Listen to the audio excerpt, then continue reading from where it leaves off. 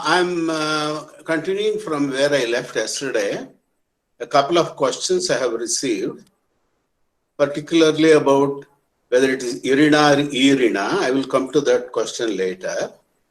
Professor Pandurangi has mentioned that IRINA should have been a livable place in the Rigvedic period, and also in the Yajurveda it is only said Swakrita IRINA Navyaset. So there may be other kinds of IRINA. He has raised a question. Well, I am only referring to the text, what the text say. And there cannot be 2 or 3 different IRINA, at least in the text which I have read. So IRINA was definitely livable as per the Rigvedic details which are available. There is one more question which has been put up to me, that what is the premise with which you are starting? Because if that is known or clear, maybe we may be in a position to better follow what you are telling. That is true, I know, but I didn't want to say too much on that. That itself will take a long time. Briefly, let me say the following. Sudarshan, you are able to hear me and see also, right? Oh. That is correct, sir. Can hear you very well. Fine. Thank you. I am also able to hear you. Fine. You see, in 2001, there was a very severe earthquake in the Kutch region, as you know, the Great Kutch earthquake. And as an engineering seismologist, I visited the place a couple of times. And what occurred to me was that this kind of place and this kind of destruction has been described in our ancient texts. That is particularly this Kanda Purana, which I have not yet come to. So when I compared the two, what is described in Kanda Purana with what was seen actually there is a lot of similarity. That is how I started this work. Even though I've been a lover of Sanskrit, I had not looked into Sanskrit texts from this angle for a long time. Only in the about last 25 years, I've been concentrating on this work. That is actually the premise. So when I studied this Kanda Purana, I found out that Skanda Purana only relates a more ancient phenomenon, even though in the same region, in the Arbuda region where Saraswati river dried up. That is the main thing there. And also it also describes objects falling from the sky and the ground.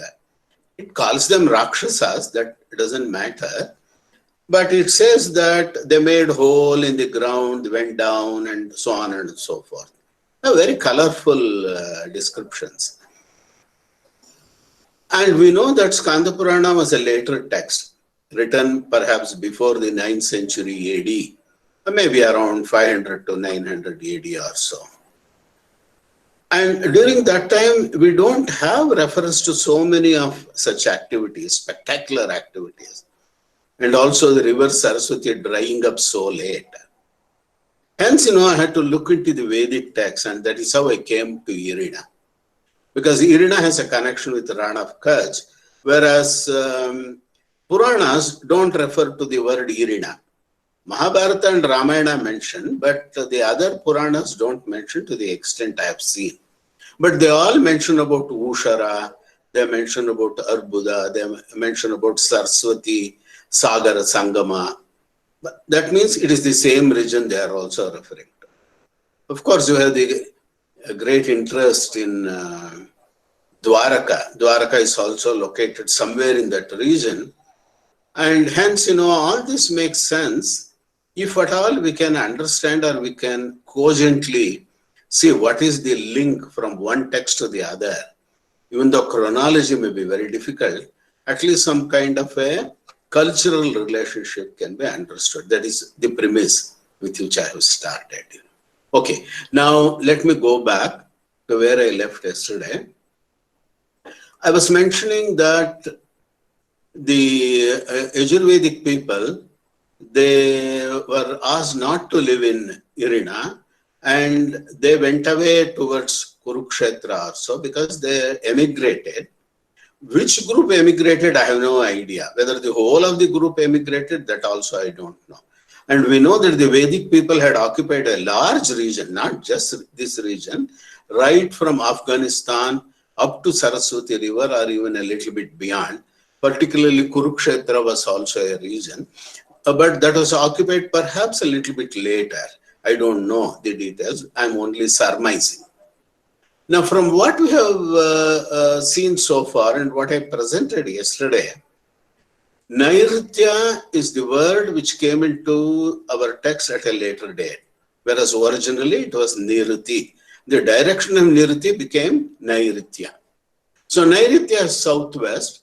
So if you assume that the Kurupanchala region was the centroid for the Yajurvedic people, for them the southwest would be somewhere in this direction.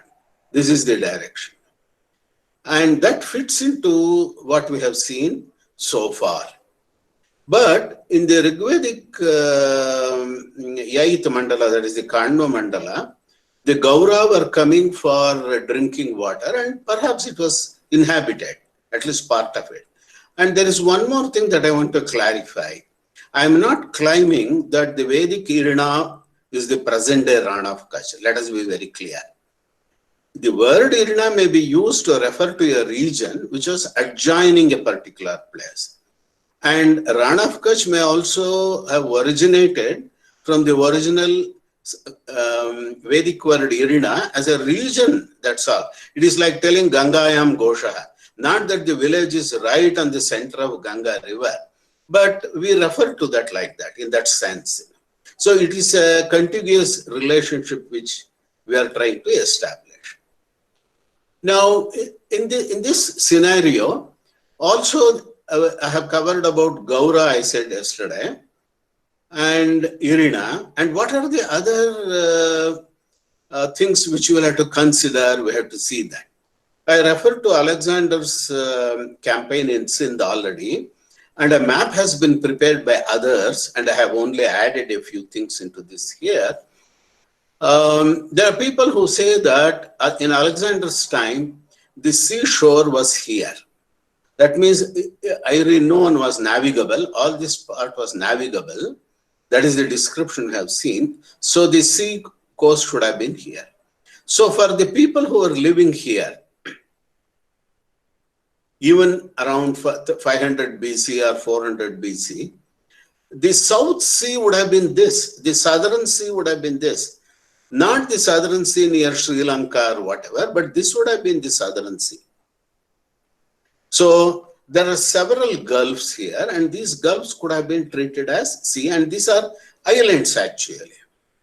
So the Dvipa and those things would be here, and any Vadavanala or such references which are there in our Puranas, particularly Skanda Purana, we will have to locate them in this region, the Vadavanala, not going to the Indian Ocean or the Bay of Bengal or the Arabian Sea far away from this line. Now, if the sea coast was here, you can see that all this would be water. So Irina would have been something slightly away from here where people were living. It's a cultivable region. That also might have got saline with time. That is a different matter. But from the Vedic perspective, this is the figure or the picture we get. Now, if the seashore was here, obviously the sea level should have been higher than what it is today, because today all this is only salty marsh or something like soil or sand. And this line that I am showing here, this is actually the Aravali mountains. So the part of Aravali would have also been submerged in water or in some kind of a gulf. This let us bear in mind before we go further. This is supported by Mahabharata in one sense, even though I will not be able to discuss all the Irina mentions in Mahabharata. This is the one thing which I am selecting. In Anushasana Parva, there is story called Utatya Upakyana, where Utatya talks to Bhumi. The Darshayasva Stalam Badre Shat Sahasra Shatahradam Tatastad Irinam Jatam Samudrasya Apasarpitaha. He asks Bhumi, Prithvi, please show me the place where there are 60,000 openings, or maybe 6,100, however you want to interpret. Many people translate this as 60,000 openings, could be. They are water hrada, they are the water holes. And the next sentence says, and then that place became Irina and the sea was pushed aside. Tatastad Irinam Jatam, Samudrasya Apasarpitaha. So that place became Irina. What it means, it may be the name of a place or it may be the quality of a place. As some people say, Irina should be taken as a desert or as a salt marsh. We can take it like that. Because in Sanskrit, many times the quality itself becomes the name of a person. Bhima means he is also strong. He is also the name of him, So like that, in Sanskrit, the adjectives can become names. So Irinam Jatam, Samudrasya Apasarpitaha, this is the important thing. The sea receded. Then Tasmat Deshat Nadi Chaiva Provachaso Dvijottamaha. So he tells the Nadi, what does he say? Adrishya Agacha Birudvam Saraswati Marum Prati Apurniha Yesha Bhavatu Deshahat Tyaktva Tvaya Shubhe. So he tells Saraswati river, you please come towards Maru. So Maru is different, Irina is different. You can clearly see that. Maru is actually a western place. In fact, even people who are tracing the path of Saraswati say that there are two branches, and one branch is the western branch, and that is the one which eventually dried up in a place called Vinashana, which is now on the border between the international border between present-day India and present-day Pakistan. And he also says this place which you are leaving will become an impure place, devoid of merit.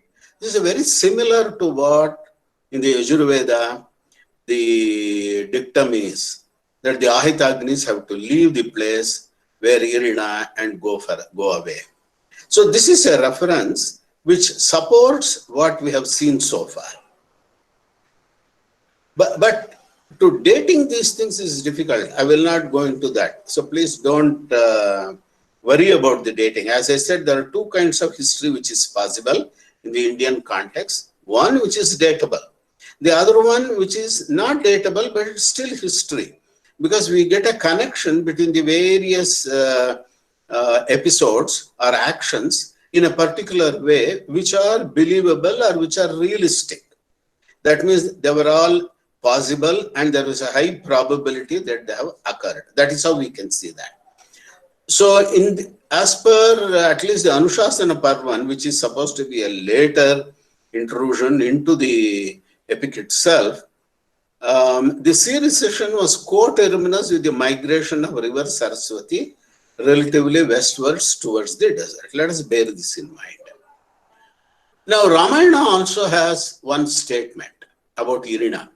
Muhurtamiva nishabdam asit Irina sannibam. This is where the word Irina is used as Irina. My feeling is both may be same, or maybe one is something like a derivative of the other. This is when Vasishtha Ashrama was attacked by Vishwamitra. You know the Balakanda story. I will not go into the details. In the epics, many of the ancient things are mixed up, or they're set in a totally different way. So which is the real one, we cannot say. Which is the historical one, we cannot say. But if we presume that the Vedas are older than the epics, then the Vedic statement should be more ancient than the statements in the epics. Now, there is a later literature called the Sutra literature. That is the Vedic Sutra literature, actually. They are part of the Vedas only, the Vedangas. They all know the Baudhayana Shravata Sutra knows, Dakshina Dwara Upanishkramya, Dishamyantam Dishamyanti Yatra Asya swakritam irinam spashtam bhavati pradarova. Now this swakritam can refer to irinam as well as to pradara. I don't know. But it has to be self-made. It should not be man-made. That means they should not dig a hole and say that is irina. That they cannot say. Pradara is a long crack opening, whereas irina is going to be something like circular holes, like the Shwabra, as in the Shatapatha Brahmana. Now, there are also various other texts where this comes up. I will not have no time to go into that. But the word irina is slowly forgotten in the later literature. It is replaced either by Ushara or by Maru and Dhanva, by such words, even though they originally meant different regional forms or place names. But one concept has remained constant even to this day. That is the concept of pollution associated with Niriti and the southwest direction. Many of you would be doing some Agni Sandhana, for some of the rituals in your home. Then, the priest will say, Trinam Nairityam Nirasya. So you have to put the darba in the Nairitya direction. Then, not just that, he will say, Apa Upasprishya, that you have to wash your hands or at least touch water so that that pollution is gone away. So there are a few cases in the Vedic culture that whenever an offer is given to Niratiya Swaha or Rudra Swaha, or there are a few other things, then you have to Apa Upasprishya. It is not that there is anything negative, pejorative or what I may say, inferior. This is also a place in the Srishti, in the cosmic picture. The Niriti also has a place where it's a place for destruction or disaster. And this has been taken further in the Ashvalayana Griha Sutra, where many of you may be knowing, for the selection of the bride, there is an experiment which is done. There is the 8 mud balls are kept, and the girl is asked to pick up one of them. After the priest there, they are going to pray and Satyam tad drishyataam iti pindana abhimantriya kumarim bruyat yesham ekam grahana iti. You pick up one of them. So she picks up among the 8, if she picks up the irina, then it is considered she is adhanya. That means she is unfortunate. Okay, taking the decision is different. It gives the various conclusions that the ancient priests were drawing. Because nowadays it is not done like this. But I am showing this for one interesting thing. Avidasino hradat sarva sampan. If the mud is from Avidasino hrada, I don't know what is Avidasina hrada. It seems to be the name of a hrada. Hrada is a lake or a pond. If the mud has come from this particular place, then she is going to be sarva sampanna, or she will be very rich and wealthy. This seems to be a geographical indication, but I am unable to place or to understand what it is. So the region is characterized by the physical features. Yes? Sir, I am Veernarayan Pandurangi. Hello? Sir, in the Ashvalayana Griha Sutra Vyakhya, it is named Avidasinaha Hradat. It means what is that? Which does not dry up, which is always full of water, it is called. Oh, I see. Maybe. Thank you for that. Thank you. Okay.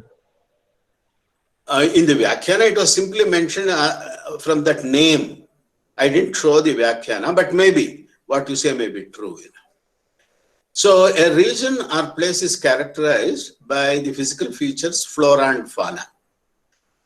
The flora we have seen, there can be no herbs, but I will show later on what kind of things may be there. There are shrubs. There are Khadira shrubs, in fact. And Khadira is even now famous in Ran of Kutch region. Fauna is the Gaura, the animal Gaura. The physical features is going to be the river Saraswati as per the Mahabharata and also as per the Skanda Purana. And the other one is the Arbuda river. The Arbuda mountain. Arbuda mountain is mentioned in Rigveda itself. That is the interesting thing that I want to cover today. Now, first, let me finish Gaura. These are all complicated things. Unless you get into the details, my conclusions will not be clear. That is why I have to mention this. Sainacharya doesn't explain what is this Gaura. He simply says Gaura Mriga, which may mean a wild animal or it may be a white deer, because Gaura refers to some whiteness. The simile in the RV hymns refers to the thirst and the swiftness. Mention of the special animal Gaura is met 4 times in RV. I have given the details here. Professor Panduranga has also commented on this. He has sent me a note. Thank you, sir, for that. So the nature of this animal is mentioned as being thirsty and going to a glittering place. This glittering place, many people have taken it could be a mirage, or it may be a reflection of water. We do not know. If it is taken as a mirage, it may be the arena, or it may be a watery place. But Sayana Bhashya, it says, Gauraha as Murgaha, Saraha Pibati, it drinks water, Gaura as Murgaha. If you say Murgaha just like that, that would mean deer. That is how people take it. But it is not any ordinary animal. It is an important participant in the Vedic worldview of cosmology and creation, actually. See, the Aitareya Brahmana says, Atha yenam utkrantamedam atyarjanta sa gaura mrugo abhavat. I will not go into the details of that. The Medha, the intelligence, left Ashwa and it went to Gaura. So that became the Gaura. So when intelligence left the horse is Ashwa, it became Gaura. The Vyakhyana is very clear. Gauraha vikrita ashwa kritihi saha. Gaura is a demented horse or a distorted horse. Looks like a horse, but it is not a horse. Actually, Shatabata Brahmana is very clear on this. There is a description of wild animals and tamed animals. There is a corresponding table made between the two. Manushya is something like the tamed one, whereas Kim Purusha is somebody who God created originally, something like a tribal man or a aboriginal man. Then Ashwa became Gaura. Ga means cow. The domesticated cow was originally Gavaya. So the wild cow, what we say is Gavaya, is actually an equivalent with Ga. There is a normal cow. And then similarly, Avi became Ushtra. Avi and Ushtra, there is an equivalence. Ushtra is the wild correspondence. Avi is the tamed one. That is the sheep. Similarly, Sharaba and Aja. Aja and Sharaba are the equivalent. Sharaba is the wild equivalent of Aja. And this is said because the wild animals, they should not be used in the sacrifice. They cannot be sacrificed. Their meat cannot be eaten. This is prohibited. The mamsa of Gaura, Sharaba, Ushtra, and Gavaya is prohibited, even by the Vedic people. There's a very detailed description on that. I can't go into that detail. The Vyakhyana is there. Tasmad etesham pashunam na ashitavyam apakranta meda haite pashavaha. Iti Purodasha Prakaranam. This is the Sayana Bhashya which I am reading. So very clearly this is important in the sense Gaura is a wild version. They won't have touched it. It looks like a horse, but it is important for them. This statement is important perhaps today in the context of the wet markets and the wildness and the environment and other things. Even Bhagavata Purana knows this very well, and it discusses Karo, Ashwo, Ashwataro, Gauraha. They belong to one group. Kara, Ashwa, Ashwatara and Gaura. Now, why I am mentioning this, This has created a lot of difficulties because the modern dictionaries wrongly interpret animal Gaura as a kind of buffalo. Bowes Gauras in Monier Williams, often classed with the Gavaya, and he refers to Sayana Bhashya, or as a species of ox. MacDonald Keith, the Vedic index, they also give it like this. So, unfortunately, even some Indian scholars have blindly followed this, and they call Gaur is the Indian wild buffalo.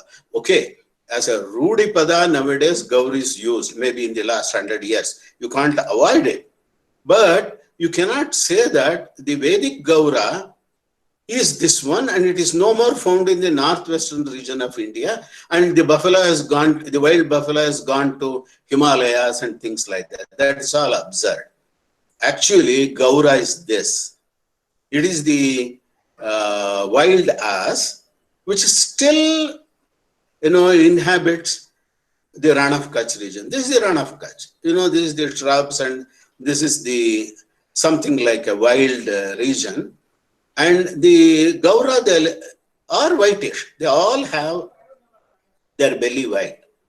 And people go there even to see this wild ass. And what is more, local people call it Gaur-kur. The word Gaur, the Vedic Gaura, is still understandable here in this name Gaur. So let us not take that the Vedic Gaura is a wild buffalo and no more found in that region. It's important because I can identify the Irina region to be somewhere here associated with the Gaura. Even today you can verify that. Now in the Rig Veda, there is once you go from Irina to Gaura, Gaura is connected with Arbuda. And the Arbuda is connected with the Arnava. These also have to be sorted out, and you would see that there is complete consistency in the Vedic statements. Now, what is Arbuda?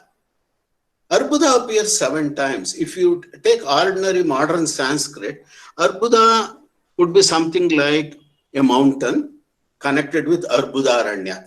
All the Puranas talk of Arbudaranya, where Vasishtha Ashrama is there, where Kanva was living. That is the region of Mount Abu, so to say. Or Arbuda is the Aravalis. But in the Vedic context, I don't know. There have been a lot of difficulties in accepting this, even though the meaning will be very similar to a mountain. We'll see 1 or 2 of them.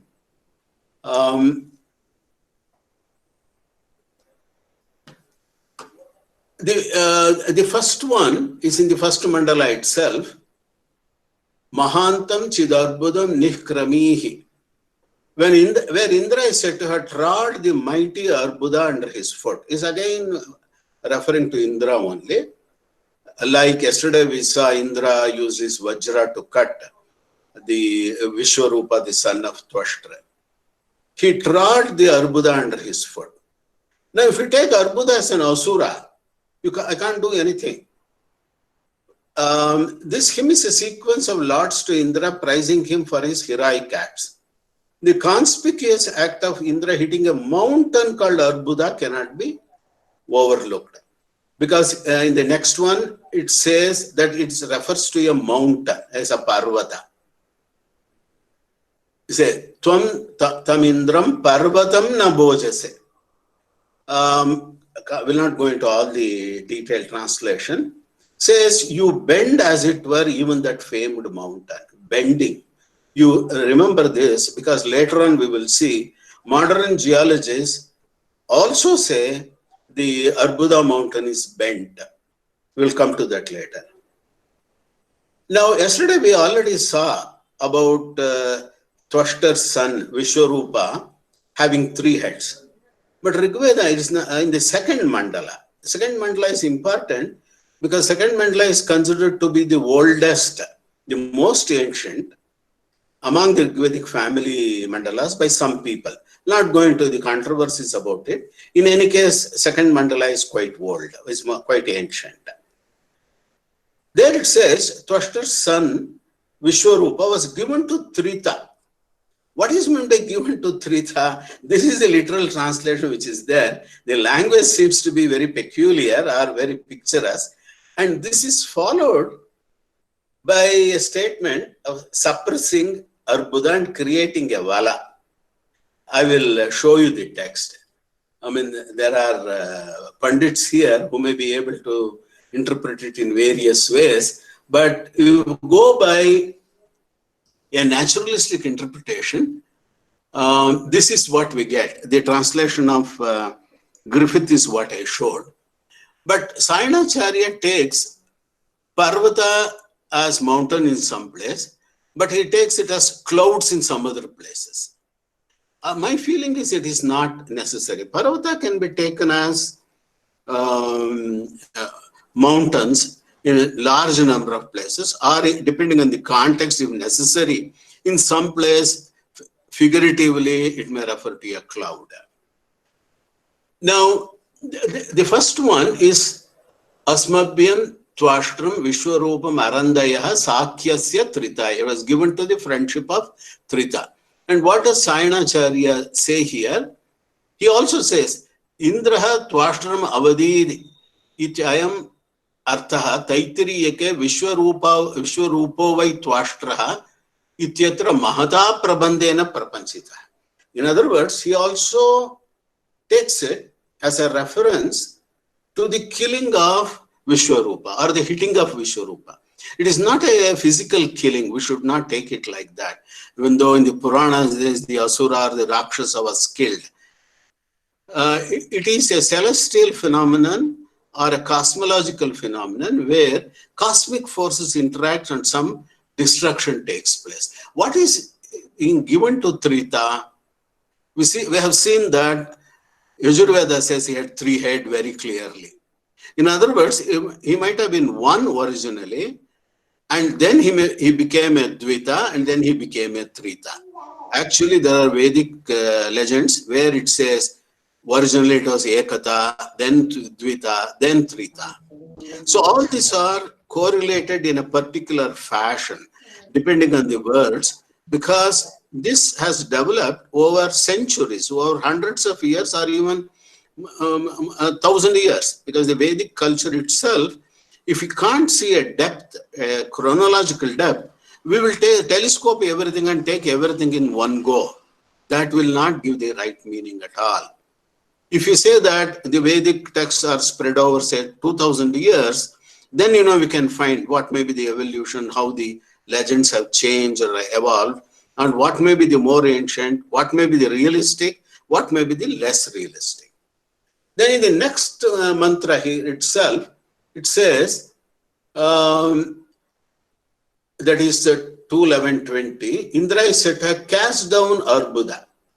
The hymn further says that Indra sent forth his whirling wheel like Surya and aided by the Angiras, rent Vala.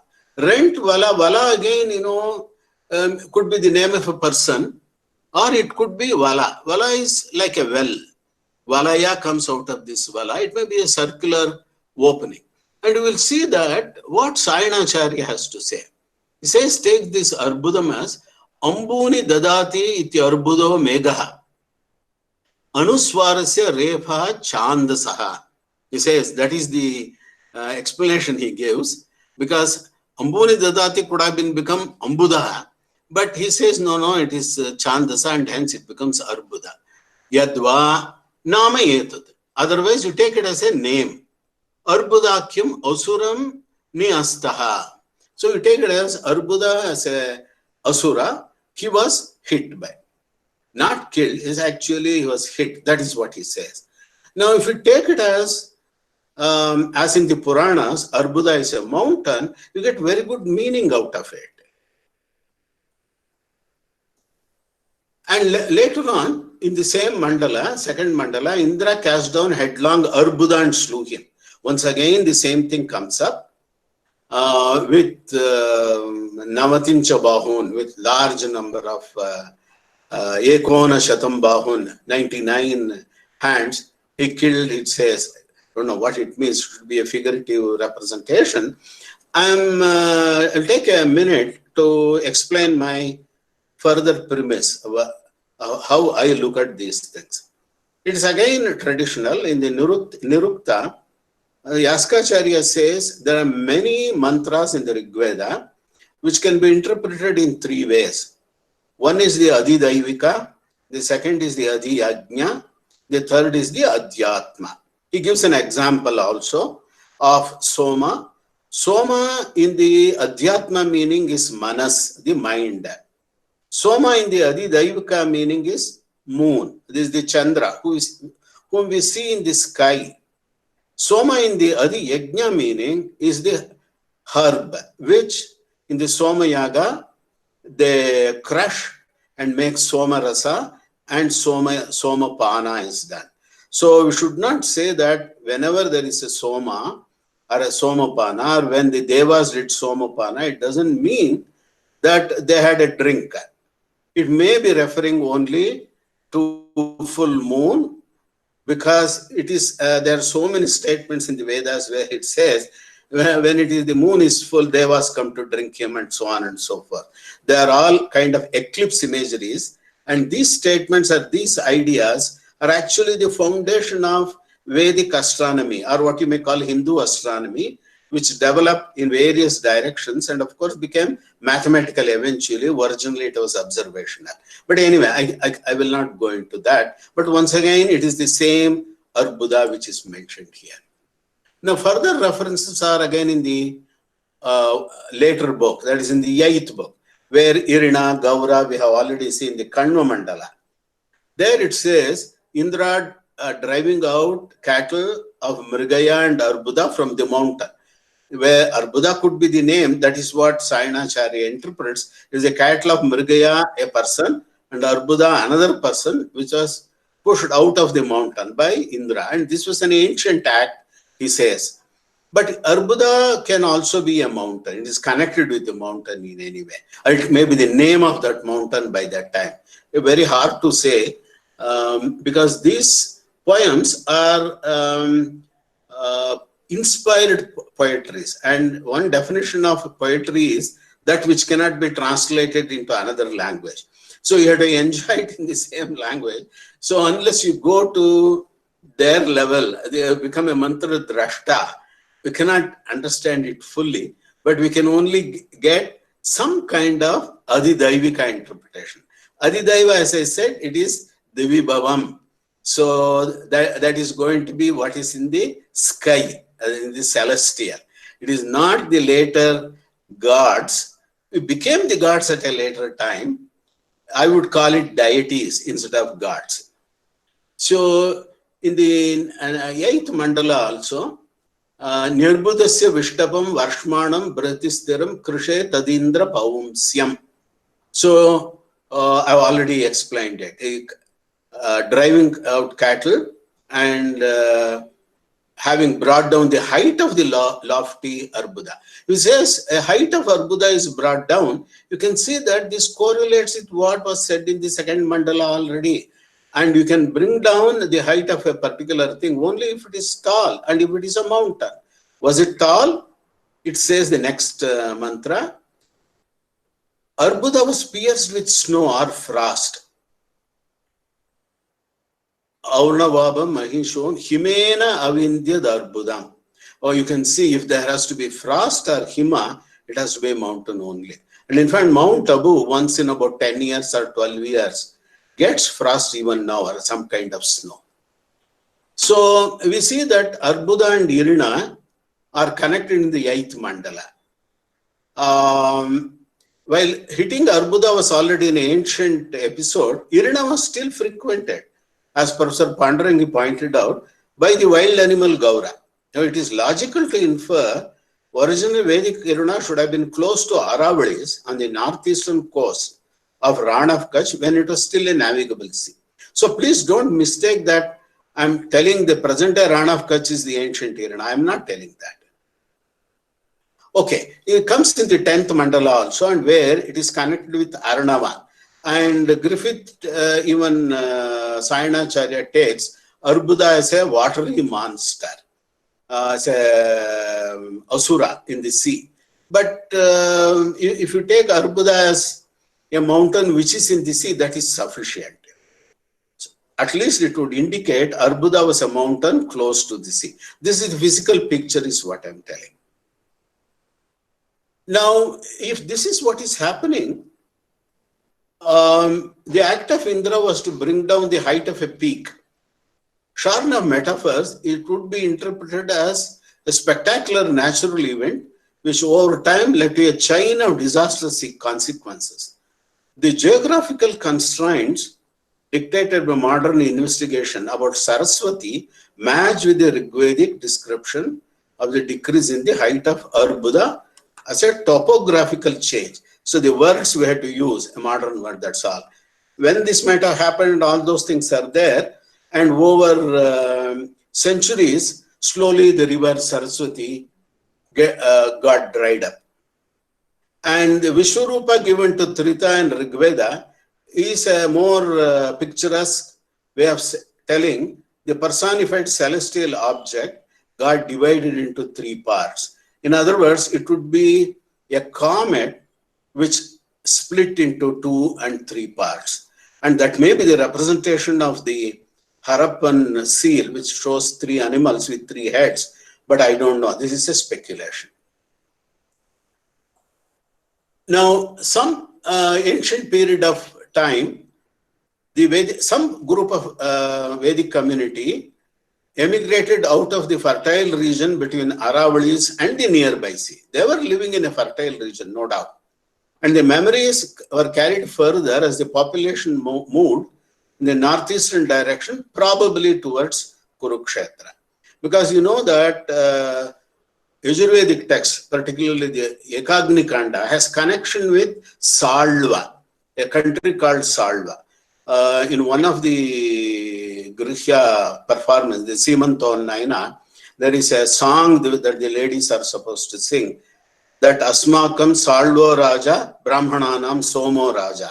That is like it says. So Salva is present day Alwar. The town Alwar is supposed to be the capital of the ancient Salva country. Now, Taittiriya Samhita remembers Arbuda very well. In the 7th Kanda it is there. And Gaura is recognized very much in 3 or 4 places. And even the Aranama is there. Utsam Jushasva Madhumantam Urva Samudriyam Sadanama Vishasva. It says, rejoice in the spring of sweetness. O ocean, enter your seat of sea. Maybe it represents a prayer for the sea to recede after it had overflowed. Now, associations found in the Yajurveda text should be treated as later proposals, indicating geographical closeness with Arbuda. In other words, the Rigvedic sequences, I have not mentioned anything about Vritra. Vritra is also connected in some sense with Twashta, but Twashta is the original Vishwakarma who created all of the things. There are several such celestial episodes, but what is given in Yajurveda should be treated as the later descriptions of the same ancient phenomenon or events. Because Yajurveda texts are actually sacrificial. These mantras are used in the sacrifices. So they created the sacrifices to remember or to recreate or to extol or to pray to some ancient forces or to events which occurred much before them. So as the visible mountain ranges showed dramatic reduction, there were disturbances in the nearby sea. Now I just put up a map for reference here. This is the map of South Rajasthan and Rana of Kutch. This is South Rajasthan region. This is a Rana of Kutch. This is a Barmer is here. The Alexander's time, this was the sea coast. And there is one dotted line here. This dotted line has been made up at a later time when a person by name Siv Rai, he tried to construct what could have been the line 2000 years before present. That is somewhere around 0 AD or 0 BC, 1 AD or 1 BC. He has consulted the Arab descriptions of this region also, and he has constructed it. Now you can see that today it is somewhere here. 2000 AD it is here, the coastline. This is Rana of Kutch, all right, but during monsoon this becomes flushy, there will be water. You can call this the coastline. Coastline for whom? Coastline for people living in this region. Whereas during the Rigvedic period, it would have been somewhere here. So the Aravalis would have been submerged in water. And the town which might have been there is here. It's called Patan. Patan could have been, or the sea coast could have been up to Patan, about 2000 years before.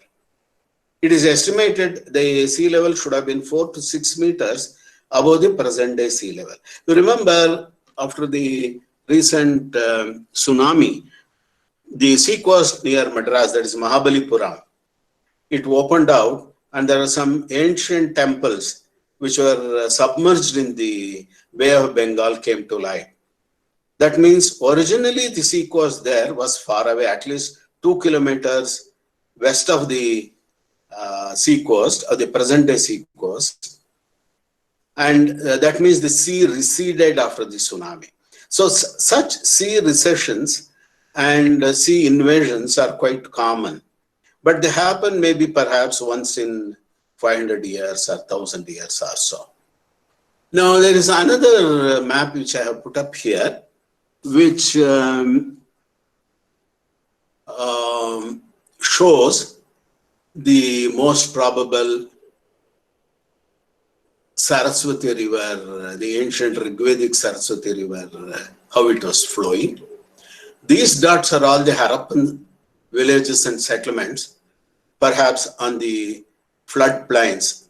Maybe when the river still was there a little bit because water was very essential. What I want you to observe here is Yamuna bends here like this. Otherwise, the natural tendency for this was to go like this. It is called the Proto-Yamuna. Proto-Yamuna was, it said, was flowing maybe 10,000 years before or so towards west. But after this event, when the Aravalis, this is the Aravalis which go into Delhi actually, up to the Delhi, people in Delhi would know as the ridge region. You cannot see that fully as a mountain, but some rocks and other things you can see. But after the ridge, you don't see anything because the Yamuna comes up and it is a deep alluvial soil. We will not go into that right now, but observe that Yamuna is bent. And this is what the Rigvedic topography indicates. The Rigvedic events indicate that this Arbuda region bent downwards. And Saraswati came up to the Rana of Kutch. Here, somewhere in this region, it got. Now, the Puranas describe this in greater detail. I don't think today I will be able to go into that. And you can see the yesterday also mentioned about Dholavira. Dholavira town is here. The Harappan town is here. Now, this is all important. I'm sure, I wish the youngsters who have a research bent of mind take up and investigate further. From modern methods as well as from ancient texts, whether further correlation can be established between the Harappan culture and the Vedic culture. Were they coeval? Were they living in the same place? Are they same? Or is it that the Vedic people came from some other place after the Indus Saraswati culture had gone down? These are the three possibilities which we'll have to investigate. This is still an open problem. But this much we can understand from the Vedic text. All this would have given rise to hundreds and thousands of questions if they were really real events. Now, from what we know, from what we have from our heritage, that is actually the intellectual heritage, the oral heritage, the Vedic heritage, the Upanishadic seers drew inspiration from these events. obviously they should have, to ponder about the meaning of life and the place of man in the universe. And this is in fact recorded in one of the Upanishads called the Maitrayani Upanishad, where the king Brihadrata goes to a seer by name Shakyayana and asks the various questions. Everything is so kshanika, it is all transient, and he is extremely depressed. Depressed about what? Shoshanam Maharanamanam. Even the sea, the big ocean, it gets dried up. Shikarinam Prapatanam. Even the mountains, they fall down. Dhurvasya Prachalanam. And Prithivyaha Sthanad Apasarana. Even the Prithvi, because Prithvi was considered Dhruva. In Dhruva Dik is the Prithvi Dik, the fixed Bhumi. That itself moves out. Why it is happening, he asks. Now, it is not only he, King Brihadrata, hundreds of other people would have asked such questions in our country. And how did they understand the natural events? If you go from the Vedic period, the Sutra period, go further, the physical features in India have been discussed or described not only in Sanskrit texts, but in the Pali, Prakrit texts, even in the local language texts, the Jaina Puranas, the Buddhist texts, a variety of texts describe these things. Now we can question, are they realistic, these descriptions? Are they just poetic imaginations or superstitions of primitive people? In fact, many of the Vedic legends are taken as superstitions. Are the symbolic information left for us to code? Or the Vedic information is symbolic or figurative? Now, can we say that Trita above the Irina was a celestial object, like in the Harappan seal of the three-headed animal? This is the question I got. This is the premise with which I started. Now, are the gods of the Vedas natural forces? Many people, even the Westerners, many Western Indologists have also said the gods should be treated as natural forces. It is later Hinduism, to a large extent, might have accepted a kind of polytheism, which I will not call it polytheistic. It is actually unitheistic. It is not monotheistic like the Abrahamic religions, but it is unitheistic. Everywhere it says Brahman or so. So even the trees are in the stones, or in the mud, or in sky, or in the birds, or in the animals, because the Brahman is Sarvantaryami. So we have to understand these things in a particular fashion, because this is what we have inherited.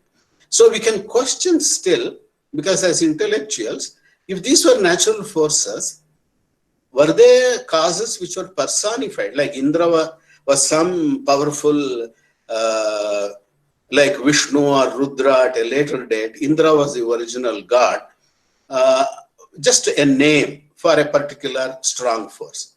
So many questions arise, but there are no simple answers. But the subject is fascinating to say the least. Now, what I will do is, with this slide, I am going to close, and I will open this for further discussion. So long before present, I'm going from the Vedic period to the later period.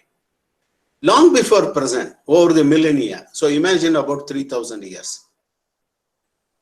That is much before Alexander or Chandragupta Maurya, or say at least before Buddha. Buddha was in 6th century BC. Buddha and Mahavira were contemporaries, as it is said. Our ancients had many things to say in the form of observations, stories, legends, imagination, folklore, whatnot, all these. These literature are collections called Samhitas. Samhitas, you have a Brihad Samhita, you have a other kinds of Parashara Samhita, you have a Garga Samhita, you have a Kashyap Samhita, so many Samhitas, Bhadrabahu Samhita of the Jainas, there are so many such Samhitas. They are all collections, like even Shakalya Samhita, the Rig Veda, what we have is called a Samhita. It's a collection of family traditions or family poems. There can be ancient chronicles. The Puranas are some kind of ancient chronicles. They are available in plenty.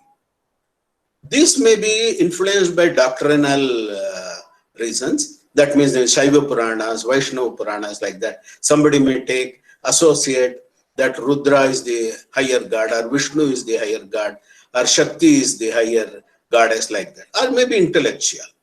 There are many intellectual things. For example, even Arthashastra is an intellectual effort of describing what was the kind of governance which was followed at that time. A very great book. He also discusses something about science, something about astronomy, something about measurements. Also rational texts. For example, our Shastras, Tarka, they are all rational, but they all go back in some sense, some inspiration to the Vedas. Some of them may be conjectural. They may not know, they may simply say the Paramanu is the final thing. Not necessarily as a modern Paramanu, but they would be conjecturing. You should go to a level, then you know the concept of Shunya and zero comes up, very important. Imaginary. Many of them may be imaginary concepts, even the stories may be imaginary. Devasura Yuddha may be imaginary, but it may have something to do with what they observed in the sky, and they may be dream-like stories which are developed. They may be incoherent, like many of the Puranas are incoherent. They're awesome, like Bibhatsa. They want to create some kind of a rasa. So by the time, in the last 2000 years, our people have looked into various kinds of human activities, and each person has gone in some particular directions. So sometimes as religious texts to be devotedly followed, take us in different tortuous directions. For example, the Dharmashastra text, they keep on quoting the Puranas. Even the modern, you take Vaidyanathiya or some other text, they will quote the Puranas for some particular vrata. I give the alternates. In one Purana, it is said like this, the Ekadashi has to be like this, or maybe the Ashtami vrata has to be done, so on and so forth. Okay, it may be important for the people who follow that so devotedly. But all have one origin, the Vedas, particularly the Rig Veda. So Vedic seers, if you ask for some common denominator, something which is common in all the 10 mandalas of the Rig Veda, each is different. You can see the diversity is only more if you go through them. But the common thread, they all refer to some devata and they refer to numbers. And one devata which appears in all, or one event or one entity, I would call, is Vritra. Vritra appears in all the 10 mandalas. Whereas other, if you call them devatas or asuras, asura is not a pejorative word at all in the Rig Veda. Asura is a good word. It's a very strong word actually. But numbers, I don't know why the number should come into picture. It's a principle. This is a primary principle. Let us remember this. Whatever they wanted to say, they, like all others, like we would describe something in terms of statistics or in terms of some description, characters. That wind blows, the rainfall may be normal, rainfall may be above normal, or maybe a little bit like this, like that. Today it is very hot, today it is very cold. Like that they will be describing, but they give numbers. And this culture has continued in the later literature, the epics and Puranas. I will stop here. If there are questions, I would like to take them.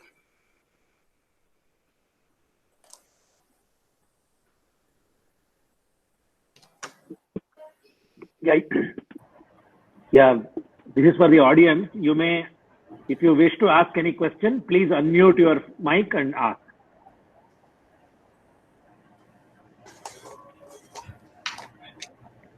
Professor, I have a question. So you showed the splitting of the river Yamuna and Saraswati. Does it mean that Saraswati became Yamuna after the change in direction? Was that Sudhir? Yes. Please repeat your question. Yamuna did not become... Hello? Did Saraswati become Yamuna later because the direction changed? Is that what is inferred from the map you showed? No. That is not inferred from the map. There are, of course, such concepts because Yamuna is a twin. In Sanskrit, Yama is a twin. So Yamuna was supposed to be twin with some other river. Later on, we have taken it as Ganga and Yamuna. In some of the Puranas, in fact, Saraswati is associated with Ganga also. That Ganga was also flowing nearby, or Yamuna was flowing nearby. Yamuna comes up like that. But what I am showing from the map, what is inferred from the map is the present day Yamuna, its channels, the ancient paleo channels, indicate they could have been going westwards. That's what we can infer. So it split into two. It could have split into two before. It was flowing in both directions, and then one of the directions. That is quite possible. That's quite possible. But I don't know whether the scientists who are deeply working on this agree or not. But to me, it seems possible because once the Aravali goes down, there will be a bifurcation. Bifurcation in two directions, things may be going for some time. That may be happening. Okay.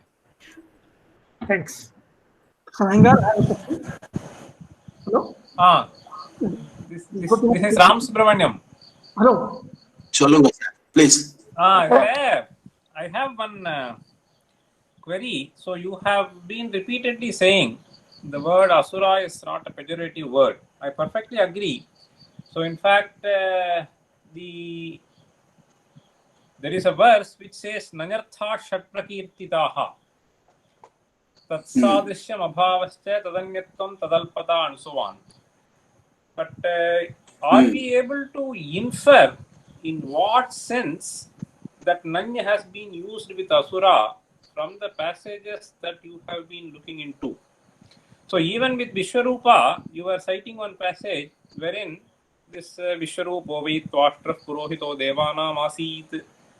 There, Vishwarupa is described as Asura, but he was the Purohita of Devas. Correct. So the passage says, Vishwarupa Tvashtra Purohita Devanam Asit Swasriyaha Asuranam. So I just wanted to know if you have been able to give some thought over and give the interpretation for the Nanya before Sura. Is it Tatsadrishyam? My feeling is, so is it used in that sense? Is a query which I wanted to pose to you because you have been looking into this. Well, you have raised a very important issue. To the extent I can respond, to a limited extent. Asura in the Rig Veda is one who has many lives. Rapratya may be Bahularthe Rapratyeha, maybe Nakara, Mukara kind of thing. I don't know. The grammarians may take objection to my statements, but one who has too many lives is an Asura, or one who is strong. And Sayanacharya in some places says Asura comes from Asukshepane, that is in throwing. He is somebody who throws. And he uses that description for the Maruts actually. Because the Maruts, they are Asuras in some places. And in the sense of they throw stone or something else. In other words, if you take it in that sense, either they are very strong people, celestial, not on ground. I am not talking of that.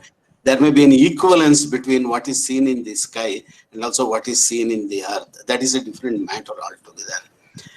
And similarly, even later on when Swarbanu, no, there is the eclipse shadow. Correct. What was later called Rahu. Rahu doesn't appear in Rig Veda at all. Only from Atharva Veda we know the name Rahu. So he has too many lives. He's an Asura because of that. So two things. One is where they are able to throw stones. Vasishta Mandala it comes, don't hit us with your stones and things of that kind. Second, they're very powerful, so they have more lives. They can come again and again. They can appear again and again. And so the word Sura itself is the opposite of Asura, is derived in a later period. Because in the Rigveda, the word Sura in the sense of Devas, I have not seen. Okay. Oh. Thank you. Thank you. Professor, this is Gopinath speaking. Can you hear me? Hello? Hello, yes. Yeah. Can you hear me? This is Gopinath speaking. Gopinath, tell me, sir. Yeah, I have I just want to know if you are implying that the act of mountain being cut to size, is it the same as a massive volcanic eruption and the dome falling? Is that what you're implying, or? No, you see, I don't know, to be very honest. But there is no reference to any volcanic eruption to the extent I could see in the Rig Veda. Or anything which I can explain very nearly as a volcanic eruption. I don't have, But you just mentioned that Maruts are throwing some very hot things. And also you just mentioned about Asura, they're throwing big stones. So it's just connected with Maruts you just mentioned. Yes. Because the big boulders can be thrown out by big volcanic eruptions. No, that is true. What you say is true. That is possible. But the main thing is going to be the volcanic crater should be there from which fire should be coming out. One such thing is there in this Skanda Purana, which I have not covered. Maybe tomorrow, if time permits, I will touch on that. But in the Vedic text, I have not come across it. That's what I can say. Sir, Sudarshan here. Yeah. There are a few questions in the chat. Can I read them? Yes. Okay, first one is a comment from Venkatesh Parthasarathy. He says, Persian king, in old Persian, Avestan, the word ghur actually meant wild ass. Oh, very good. And he says the king Behram Ghur, incidentally he didn't say, but Behram actually comes from Vrutraham, the older Avestan version of Behram. Modern Farsi Behram is Vrutraham. So the king's name Vrutraham Ghur was because of his fondness of hunting the wild asses. Okay. Fine. Second statement is from Rupa Bhati, from actually the same geography that you are discussing till now. She is very close to that. She's from Gandhi Dham. She's saying that this Gaura being equated to boss Gauras, how did it happen? So I think you also discussed it already. I'm just reading the question. Shashikant Joshi is telling the line that was drawn from Arab sources of where the sea line was 2000 years ago, how reliable it is. Do we have additional evidences for this? Other sources for this? Next question. Let me respond to that. Okay. About sea coast, there is a paper by Siv Wright. I refer to that. I gave the name. Siv Wright was the first person who surveyed the Rana of Kutch region, the Gujarat, Arbuda region. He was deputed by the British because, the British, the East India Company and later the British, they controlled the country mainly because of the knowledge, the detailed knowledge they had of the map of the country. They had to first map the country. So mapping the country, leveling, the civil engineering, this is the most important thing. And for controlling the resources and controlling the trade, the coast is the most important thing. So they sent a person by name Siv Wright. Siv Wright's paper is available. I refer to that as a very important paper. People who are interested in this kind of thing should first read his paper. He has given all the details, even about the Sindri fort, a variety of things of Gujarat and the Rana of Kutch region. And then he has established the sea coast. And he has taken both the, the Ptolemy's description, the description in the Erythraean Sea, Periplus Erythraean Sea, and also that of Alexander's campaign, and the Arabic descriptions in the 7th century AD. That also he has taken, and then he has constructed. If people have some doubt about it, people should work on it. So these are things which are constantly scientifically one should be working. That's all what I can say. Yeah, we can proceed to the next question. Yes, sir. The next two questions, both are related. I'll read them. Mahesh Patil, the person who does the study of impact events in Tibet, he's asking, is there celestial impact events in this region, in the Vedic description of this region? Second question, Somnath Datta Roy, he is asking... Let me first respond to the first. Yes, there are some references. In the Veda, the word Vala comes up. That's all what is there. In the second mandala I showed, Vala could be an opening. But that concept doesn't come in the Veda directly, but in the Puranas it comes. That is the opening into which Vasishta's cow fell down, Nandini fell down. And then Vasishta prays to Saraswati to bring up the Nandini cow. So Saraswati flows into that pit, into the crater, and Nandini comes up. There are so many such imaginary stories which are there. And this was known in Mahabharata also, it is known. I will mention that tomorrow. Okay, next one. Somnath Datta Roy is asking, from seismology, do we know if what you are describing has any correlation between the story of submerging of Dwarka and the disappearance of Saraswati? And did the land of Kutch rise up due to something effect because of which there is a submerging or whatever? The second half I didn't follow. The land of? Did the land mass of Kutch rise at the same time when the Dwarka submerged? Oh. I don't know. It's a research question. But the first part I can say there is correlation, physiological correlation. There is some disturbance somewhere. Rupa is trying to talk. Rupa, we can't hear you. We are only hearing Rupa, we are only hearing a hum. Shall I mute you? Rupa, yeah. I had to mute you because we could only hear noise from your side. No voice. Okay. The submersion of Dwarka brings up a very important question. Where was Dwarka? Now, I have avoided that, and tomorrow also I'm going to avoid it, because it is not only a very emotional question, it's a very important question which needs a lot of discussion.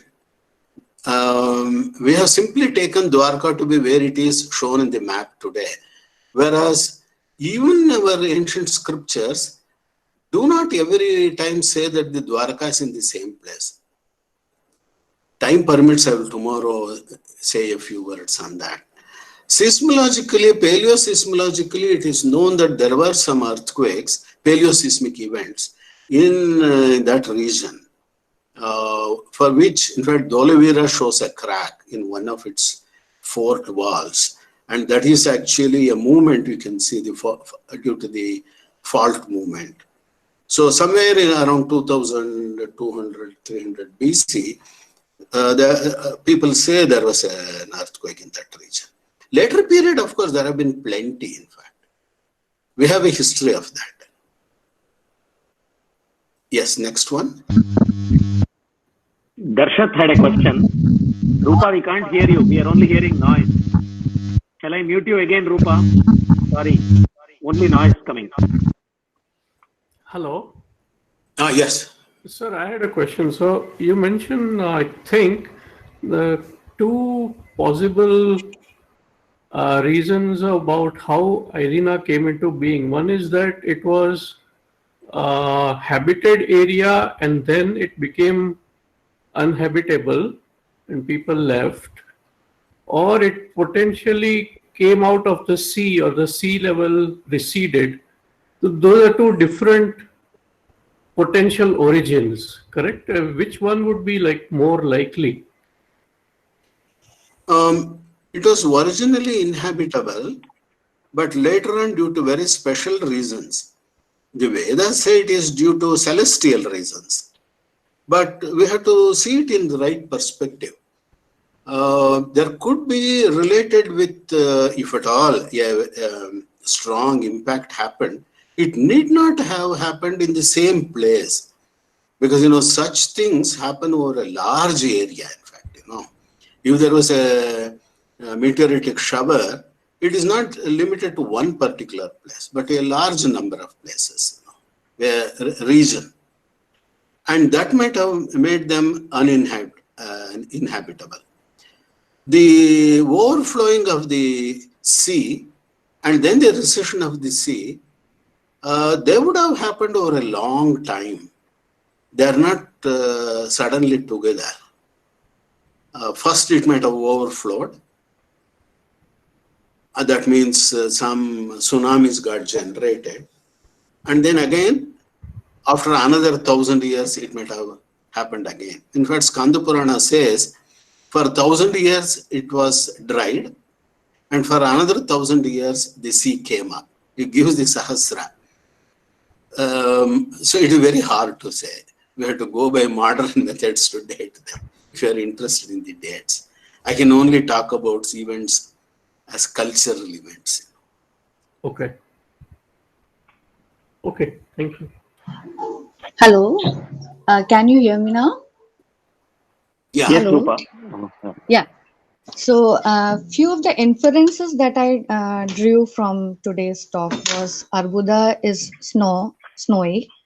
The second is Gaur. Gaur could be a khur, that is a good donkey found here, and we call it good khor here in Kutch. Thirdly, few landmass appeared towards upward, and few landmass went down. As Sri Iyengarji showed that Patan is the place till where the sea was coming, and Patan means port also. So it's like the geographical names are having the history also about the sea level changes here. Like in the Mandvi, the whole Mandvi place, which has come out and is very densely populated here, it has a Daryalal temple in between, and they say that it was on all Darya around. So the landscape of Kutch is something like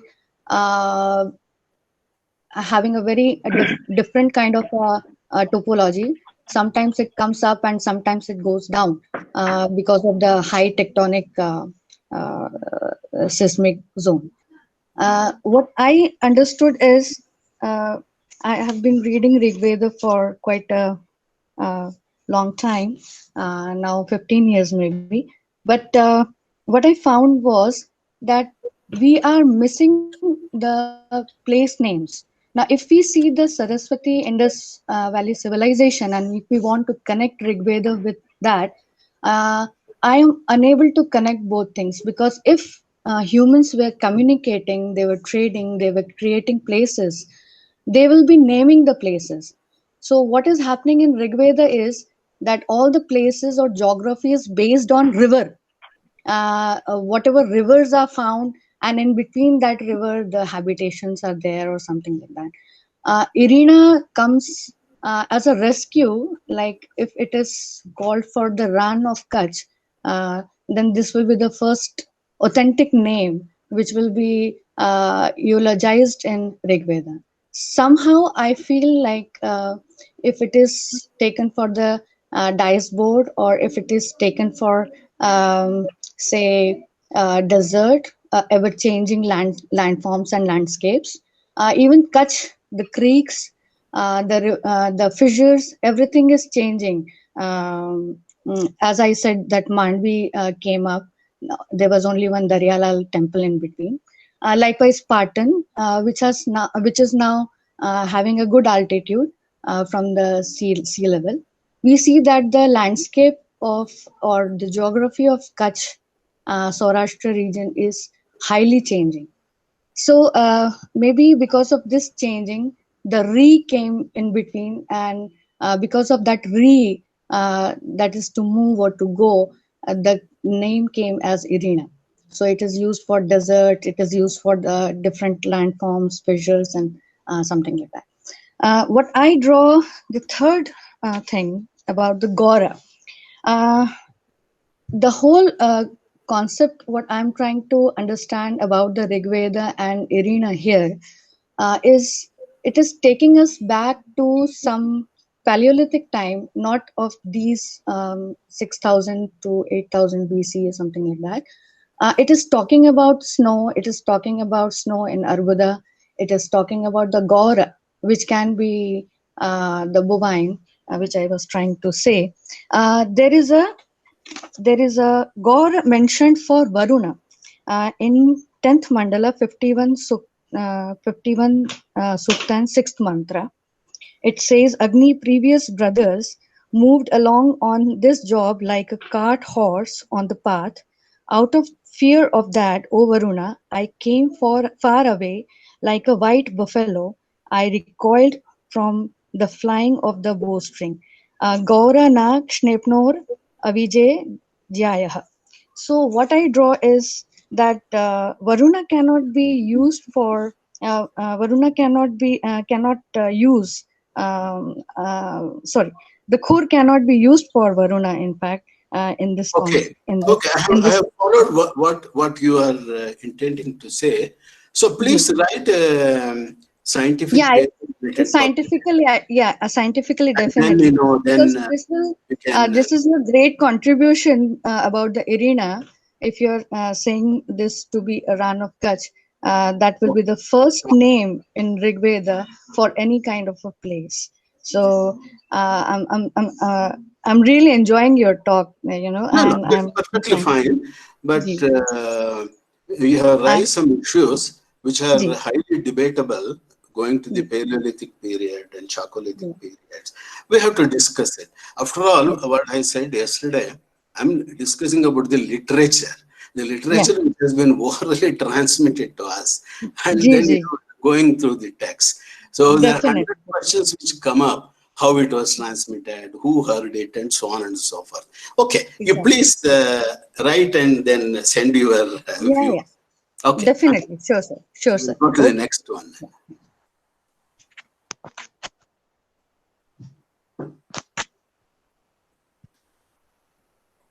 So, Darshan, can we go to the next question? Yes, sir. Somnath is asking, is Irina related to Iran in any way? Oh, well, I don't know, to be very honest, because Ariana is supposed to be the name of the ancient Iran or Persia is what people say. And there are Indologists who claim that the word Arya has come from that. And it might have been derived, I don't know. I don't think so. Because Irina has a sense of being connected with Rana, so etymologists are the right people to discuss it. I don't want to speculate on that because much of this etymology or derivations are speculative because you start with one letter and then you use it as a dhatu and then keep on deriving words. Yeah, well, that is how the language has grown, no doubt. But when you go backwards, the inverse problem, there can be hundreds of reasons for that. So I don't know. Ramanathan is asking if there is a Haryana link to Irina. Haryana? No. See, Haryana is actually Sharyanavati in Rigveda. Sharyana it was called. So it doesn't have, Irina, the name doesn't have link with Haryana because there is a better word for Haryana. That was Sharyana. The Shah became Ha in later things, that's all, That is a Vedic country. Sharyanavati is a Vedic country. And Kurukshetra and nearby places, they are all Vedic in fact. So Irina doesn't have connection with Haryana. It is quite a long, long way. Actually, the place important in Haryana is going to be Kaital, Kapisthala. So Kapisthala is from where the Kapisthala Kata Samhita originated. So the Yajurvedins, larger number of them, the Krishna Yajurvedins were there and they emigrated out of that place also at a later time. That's all what we can say. Just I have another question, sir. Can you hear me? Hello? Yeah, please. Sir, you in the last comment also you made about how the numbers were given a lot of prominence. Yeah. I'm just it's a tangential question that we also have this Ayuta, Niyuta in that series, Arbuda, Nyarbuda coming. So is that a later interpretation from this Arbuda, or how those two are related? Any comment on that? Yeah, I think it is a later number count, for Arbuda. The Arbuda is something which is very large, and locally Aravali is called Arbali. And one of the local references, they told me, Arbali in Rajasthan in local language means haphazard. It is too many of them there. That means there are mountain peaks or so. Hundreds of them you see, something like peaks. Then it would be called haphazard. Arbuda might have come from that. I don't know. Possibly as a number. But it is not a countable number, even though a count is given for that. It is used as a very large number.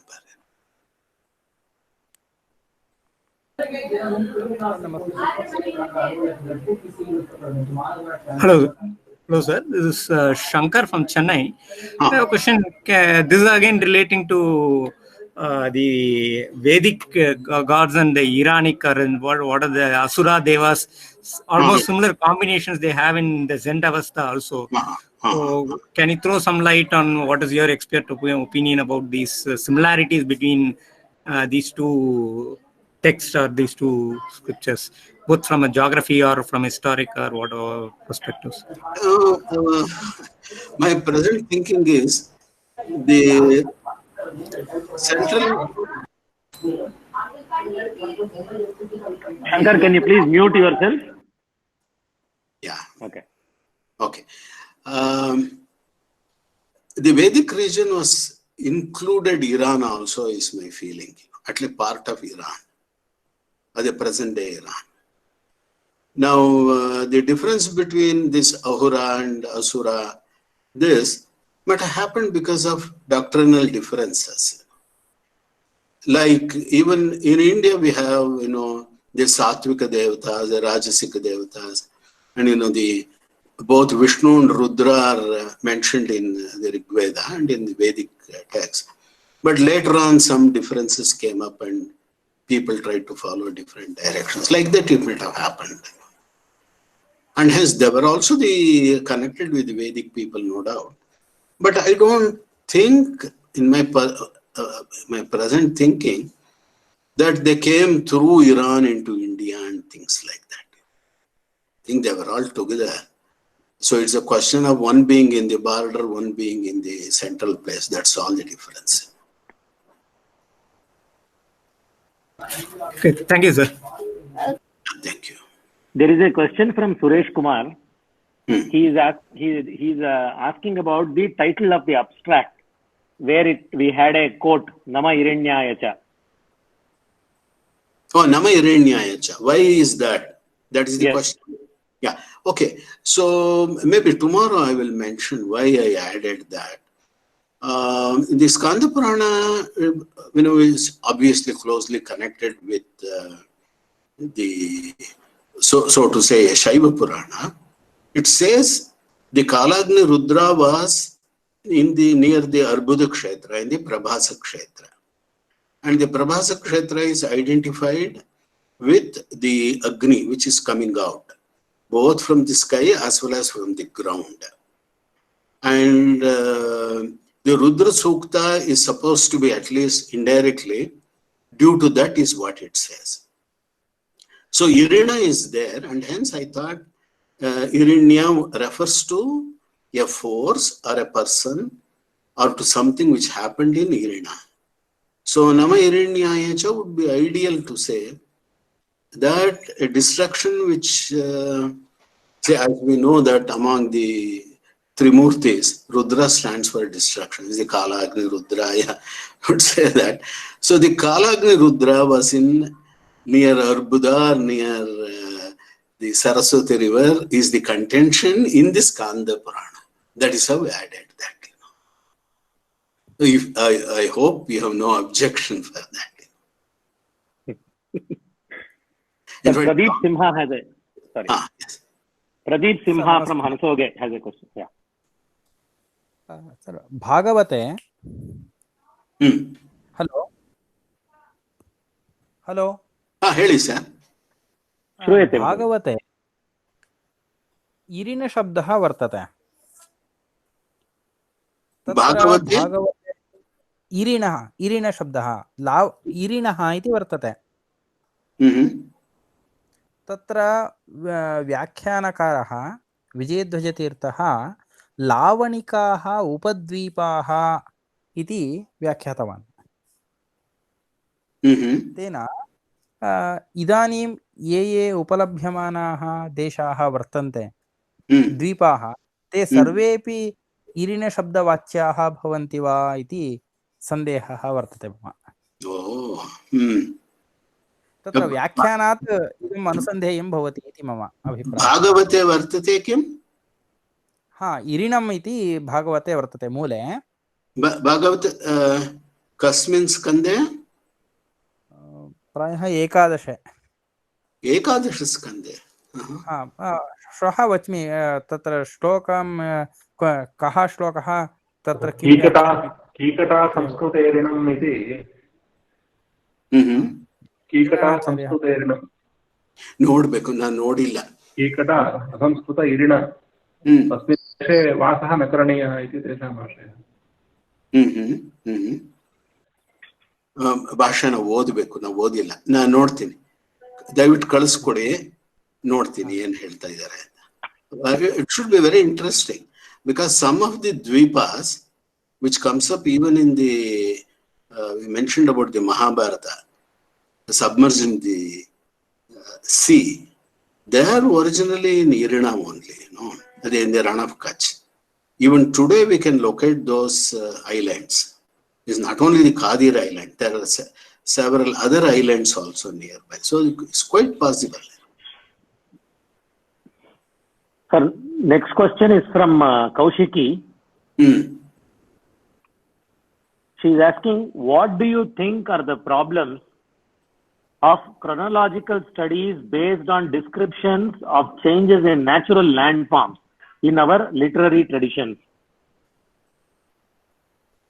It is something which should be attempted, but it should be correlated with data.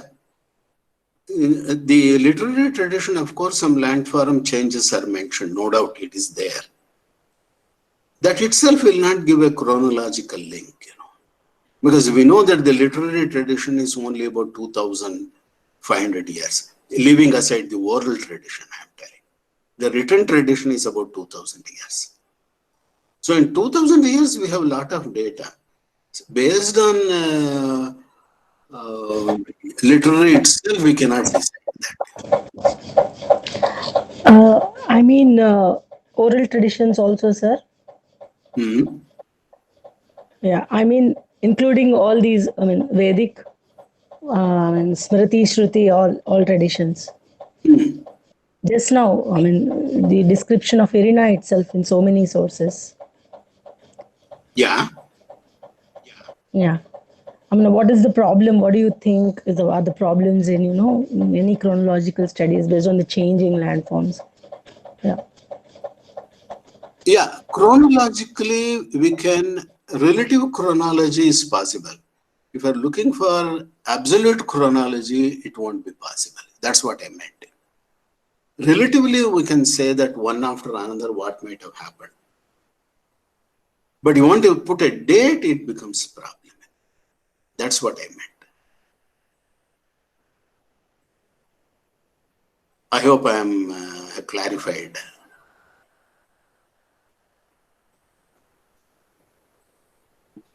Any more questions? Sudarshan, this is Sundar. Yes, Sundar, go ahead. So one question is the word Mount Abu related to Arbuda, and is the reduction of the height of Aravalis and Vindhyas, are they related events? Are they different events? Mount Abu is in Arbuda only. Mount Abu is connected with Arbuda. There is no doubt. It is one of the mounts there. The reduction in the height of Arbuda, whether it is connected with the reduction in the height of Vindhya, it is very difficult to say. But these being tectonic events, there might have been connection, because for a long period, the earth crust has to adjust itself. So there will be such changes which occur. But whether the height of Vindhya has reduced, I don't know. From where it has reduced, that also I don't know. Of course, we know the Agastya legend, but that itself will not physically say that the height which it was taller originally and reduced later. I cannot say that. Can I ask a related question? Yes, sir. Yesterday you mentioned that geologically we know that Mount Abu has bent. Can you please elaborate on that? What does it mean? No, Mount Abu is not bent. I said what Valdia has discussed. You can read his several books. One popular book is River Saraswati. That is, I think, a University Press publication also, where he says the Saraswati river, the Yamuna, which was Proto-Yamuna, which was flowing westwards, turned east, that bend near Delhi, what we see, is due to the lowering of the height of the northern limb of Aravalis. That's what he says. Not that the whole mountain went down. No, nothing like that. Now, the northern limb going down may be a tectonic event, due to a fault movement, not necessarily due to extraterrestrial impact. But the Rigvedic description is like that. So we have to separate these things out. Or there might have been one event of that kind, then later on a slow change in the topography might have taken place. Because the topographical changes will not occur suddenly. They will generally happen over time, over a period of time. And a slow movement or slow drying of river Saraswati could have happened. There may be 2 or 3 events which have been conflated and taken as one in some of the literary traditions. That possibility is there. So that is where, scientific approaches and comparison with literary approaches, they have to go side by side. Thank you, sir. I think Sudhi has a question. Go ahead, Sudhi. Professor, I think you kind of indirectly mentioned it. My question was related to Agastya and the reduction in the height of the Vindhyas. You partially mentioned it, but maybe is there anything else we can take away from it? I didn't follow. Anything else means? Is there? I mean, so are there any connections at all based on what you said? The Agastya and the Vindhya mountains, because that is what is said, right? Agastya is supposed to have come down south after crossing the Vindhya. So the Puranic legend is there. So what would be the connection there? No, I don't think Vindhya's physically Vindhya Parvata went down. I don't think so. My personal belief is Agastya legend is connected with the precession of equinox. Precession. That's going to be another story altogether, But Agastya drinking the ocean is also there, a legend. And that Agastya drinking the legend is the drying up of the sea near this Rana of Kutch region, could be, at least as per Skanda Purana. So the Vindhya legend is different. There may be 2 Agastyas. or the two may be combined together in the Puranas.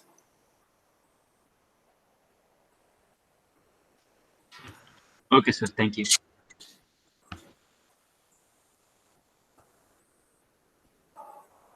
looks like no more questions. Can we end this call? It is 10:15 now. All right.